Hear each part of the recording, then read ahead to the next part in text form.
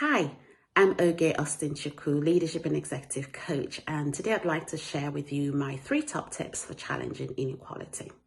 Well, before I share those tips, the first thing to say is that while equality is important, the concept of treating everybody the same and fairly, even more important is the concept of equity, which is where we treat people in a way that gives them the best possible chance of being the best version of themselves that they can be. And this may mean that sometimes we treat people differently based on what their particular needs are, rather than meting out the same treatment to everybody, which is equality. So my first tip would be that we acknowledge and become aware of our own biases as leaders. And to say that we don't have those biases is inaccurate, because we all have biases and we all have unconscious bias, those biases that we are not aware that we have. Now, there are formal ways that we can look at our biases. There are tests that you can do out there, but you can also sit with someone who you trust or a mentor and really reflect on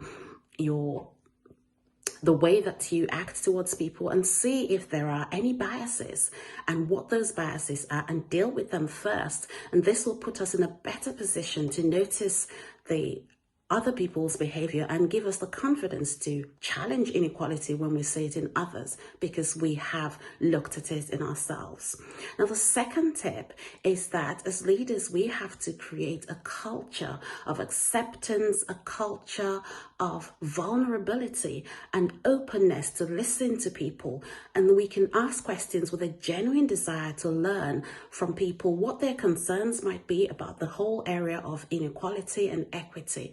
And we listen with a sense of wanting really to hear what their views are, rather than one of being putting up a defensive armor.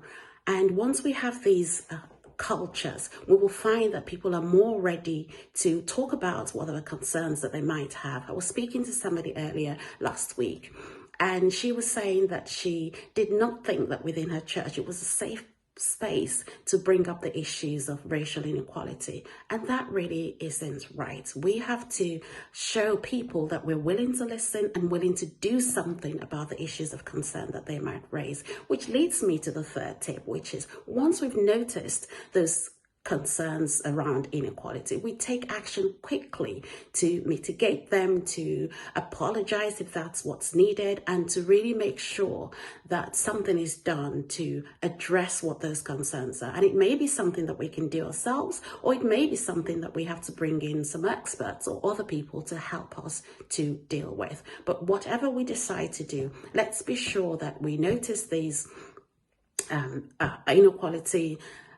concerns around equality, and we deal with them quickly, so that the people that we lead know that they have a safe space to become the best version of themselves that they can be.